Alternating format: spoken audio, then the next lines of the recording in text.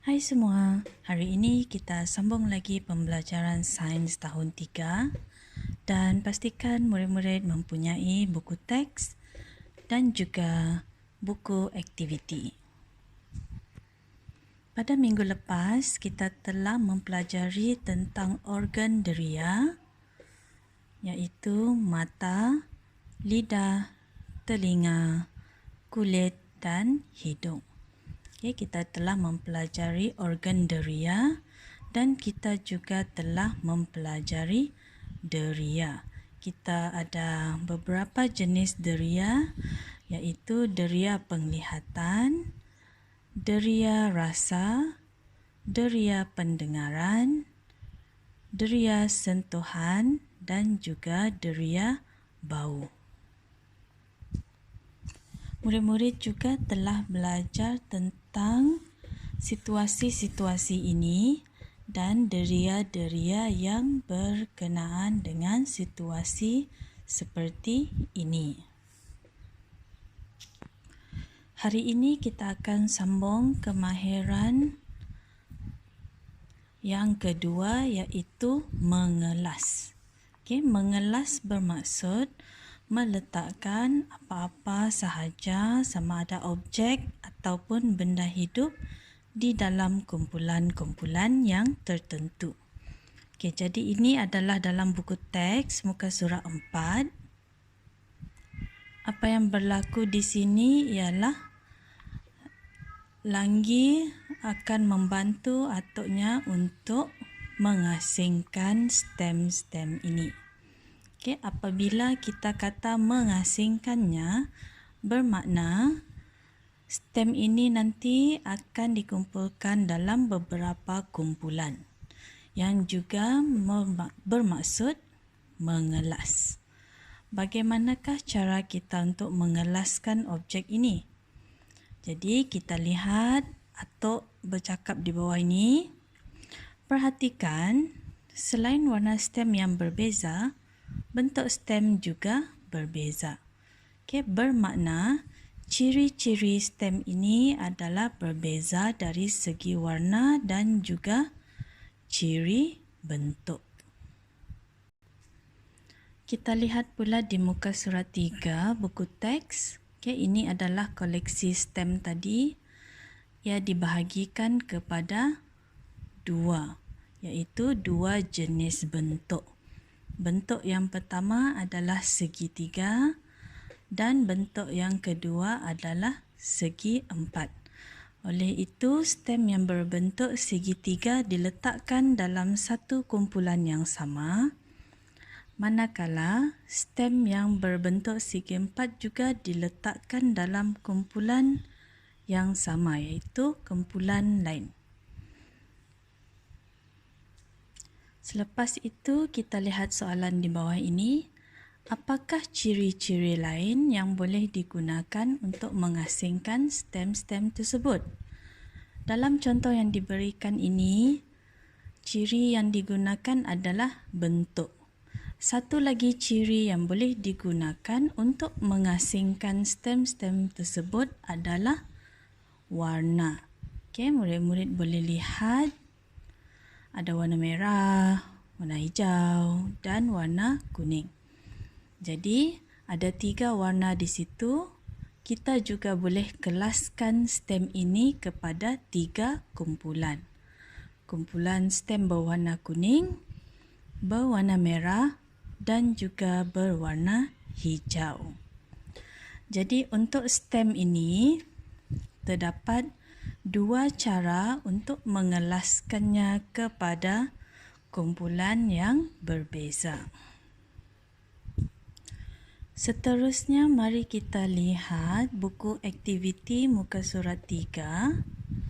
Okay, di dalam muka surat 3, kita dapat lihat sebuah gambar di sini. Kina dan keluarganya bercuti di kampung. Kina memerhatikan beberapa jenis benda hidup seperti di bawah. Okay, jadi kita lihat dalam gambar.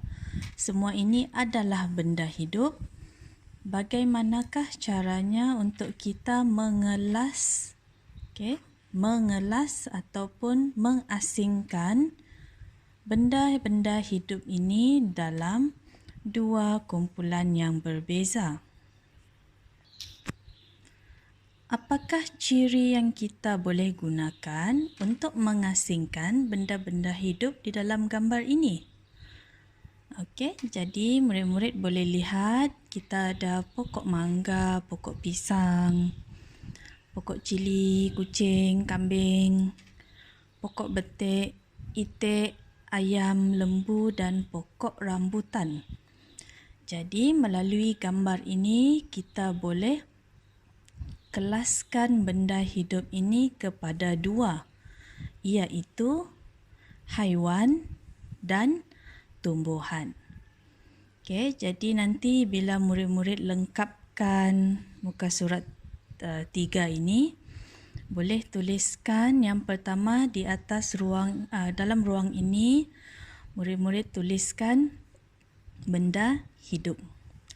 Yang ini boleh tuliskan haiwan, di sini boleh letak tumbuhan ataupun tumbuhan di sini, haiwan di sini, sama juga.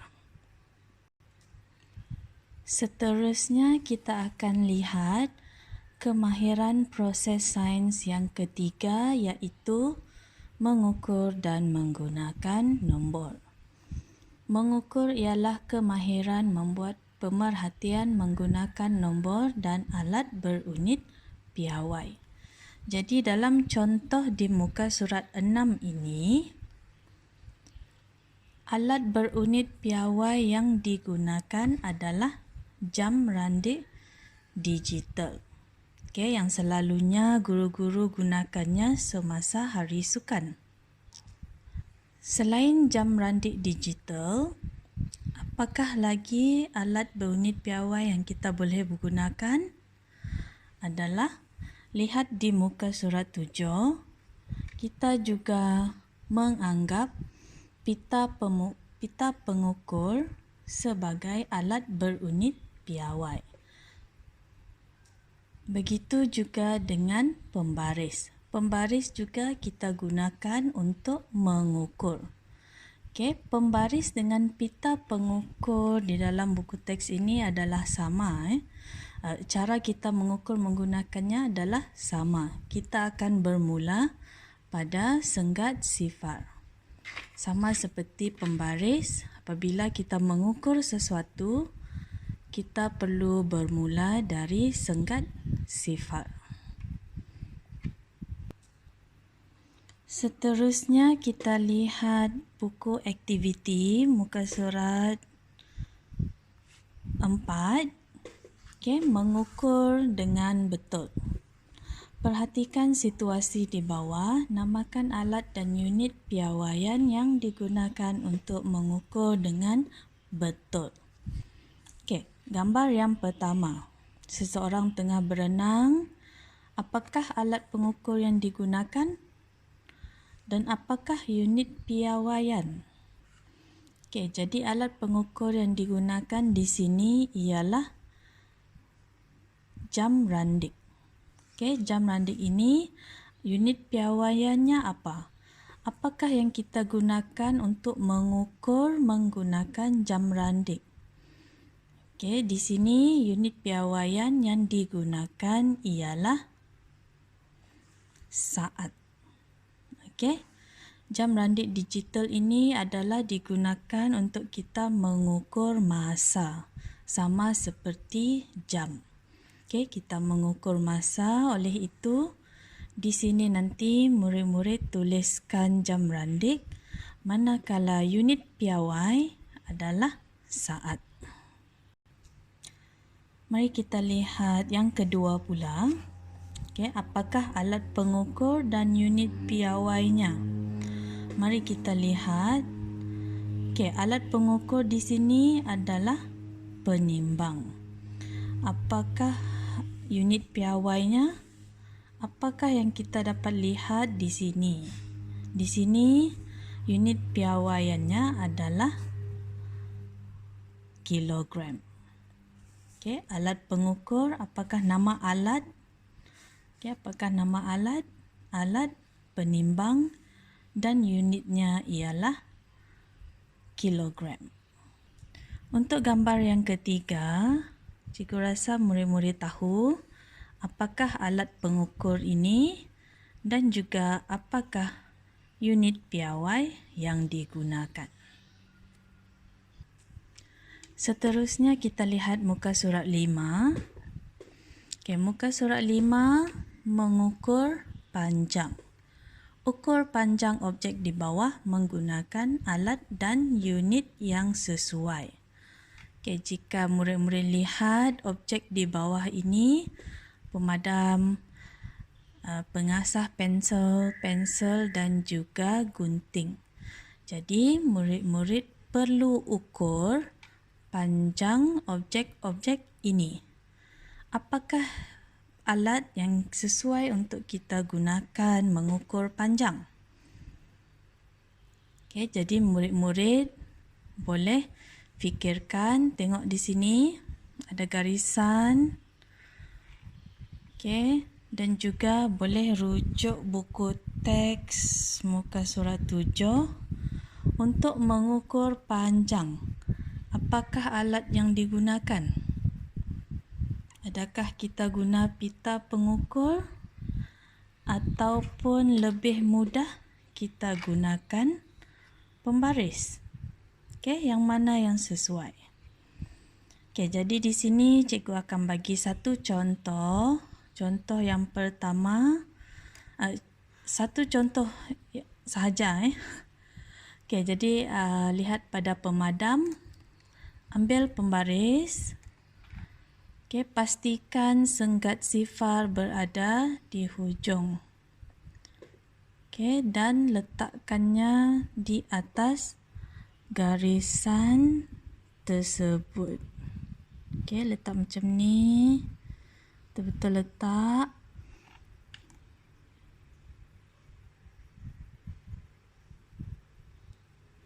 Kita boleh lihat ukurannya adalah dalam sentimeter. cm ini adalah sentimeter. Jadi untuk pemadam, panjang pemadam ini adalah 4 cm. Jadi dalam jadual ini murid-murid isikan ada 4 objek. Tulis dulu contoh yang cikgu berikan, iaitu pemadam dan juga panjang pemadam tersebut.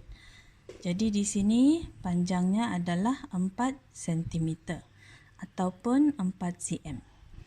Jadi murid-murid teruskan untuk gunting, pensel dan juga pengasah pensel. Kemudian yang kedua, apakah alat yang digunakan untuk mengukur panjang objek di atas? Mengapakah kamu menggunakan alat tersebut? Alat yang kita gunakan untuk mengukur panjang dan kenapa kita menggunakan alat ini? Kenapa kita menggunakan alat ini? Murid-murid boleh cuba untuk fikirkan dan tulis jawapannya di sini. Jadi pada hari ini kita telah belajar kemahiran proses sains yang kedua, iaitu mengelas, dan juga kemahiran proses sains yang ketiga, iaitu mengukur dan menggunakan nombor. Kita telah belajar bermula muka surat 4, 5, muka surat 6 dan juga sedikit pada muka surat 7 di dalam buku teks. Manakala tugasan yang perlu dilengkapkan dalam buku aktiviti ialah dalam muka surat 3, muka surat 4 dan juga muka surat 5. Itu sahaja untuk pembelajaran kita untuk minggu ini. Sekiranya murid-murid menghadapi masalah untuk menyelesaikan kerja rumah di dalam buku aktiviti ini, boleh hubungi cikgu. Cikgu akan bantu sebaik yang mungkin. Dan itu sahaja. Selamat belajar.